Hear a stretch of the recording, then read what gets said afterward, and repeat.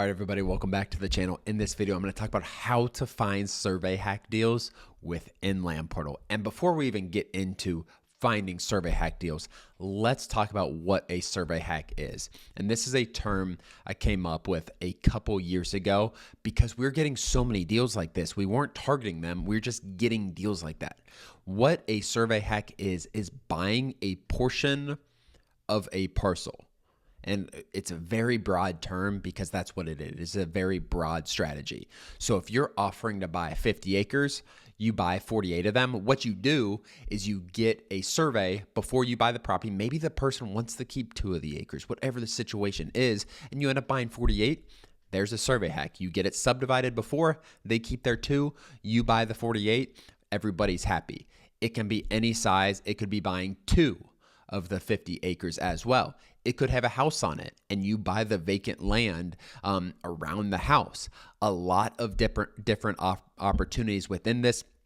It is a very open-ended strategy where if you find, like, there's a lot of people doing this strategy full-time who are just survey hacking full-time, buying portions of people's parcels because there's so much opportunity in those conversations. The people who are very good at having conversations with sellers make the most of these survey hack opportunities. Let's get to it. What we're going to show you here, what I'm going to show you here is how to actually build these lists. Let's get to it. All right, so I'm here on Land Portal. We're just going to go in the top left. We're going to go to map search, and I'm going to type in, let's just type in Ohio, and let's go Adams County, Ohio. It's a county I use a lot for no particular reason. We're going to go vacant lots.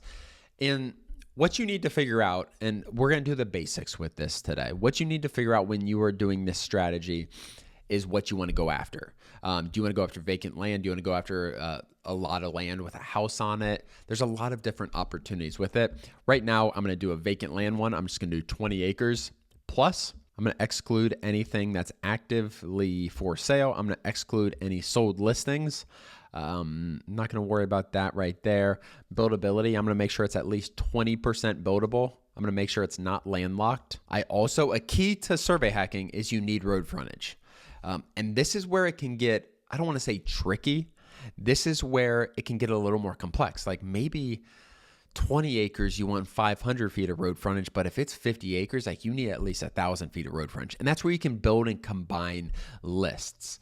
What we'll do, we'll actually do that. So let's go 20 to 50, and let's do 700 feet of road frontage for 20 to 50. This is a little bit more road frontage, and I'll show you what we'll do. So right now we have Adams County, Ohio, 20 to 50 acres, vacant lots, no MLS, it's not actively for sale or it's not sold recently, at least 20% buildable, not landlocked, and 700 feet of road frontage. I'm also going to do a maximum of 50% floodplain and 50% wetlands. And we're going to hit apply here. It's probably going to give us not that many. So yeah, you can see, and this is a strategy, guys. It is a targeted strategy. You got to be very particular with how you're building these lists, with how you're doing the marketing, everything like that.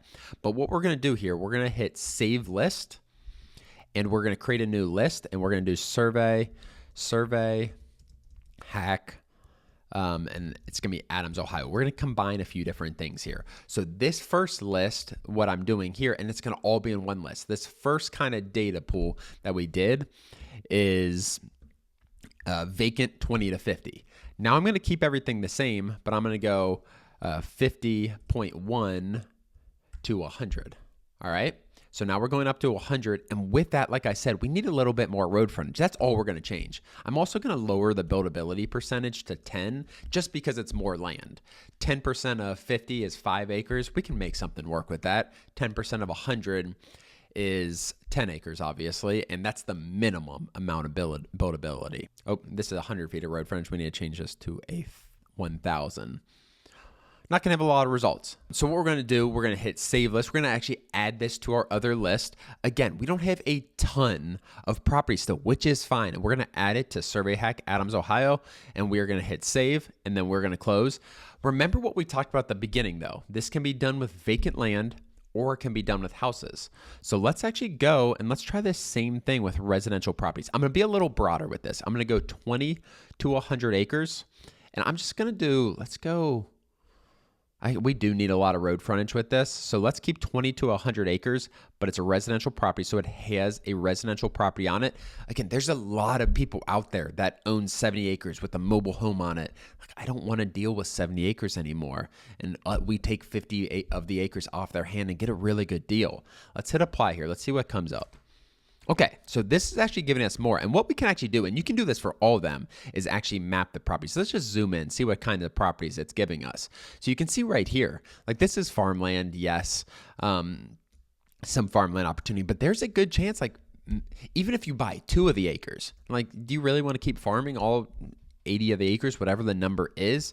And these can be really, really solid opportunities. So again, we're going to hit save to list. We are going to add to a saved list, and we are going to hit save. So now what we have when we go to our saved list, so we have a really well combined list of almost 600 properties. You can definitely get a deal from this. So this is how you build a survey hack list, and you can even show all these on the map. You can do all this directly from here. So you're not having multiple Excel sheets. You do want to probably separate if it's someone's house and kind of target them a little bit differently, but I'm going to hit show on map just so we can see. So now we're going to have a list of all 600 of our properties, 574 of our properties, all mapped out, and you can zoom in and you can see the difference. Some of them are going to have structures, some of them are not, because we put both of them in there, but they're all going to be really good opportunities for survey hacks. And one of the things is, when you are doing this strategy, nothing says that you can't buy the whole property. It's just not a survey hack then. Like nothing says you can't buy and flip if the property makes sense, they want to sell it all. But like look at properties like this, so much road frontage on here. You can survey hack, you can leave them 10 of the acres, and then you can end up subdividing also. You can subdivide further.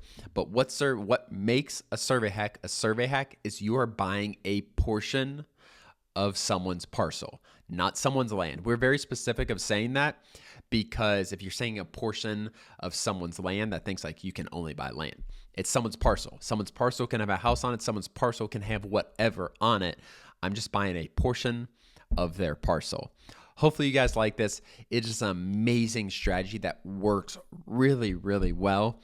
And hope you enjoyed the video. We'll see you guys next time.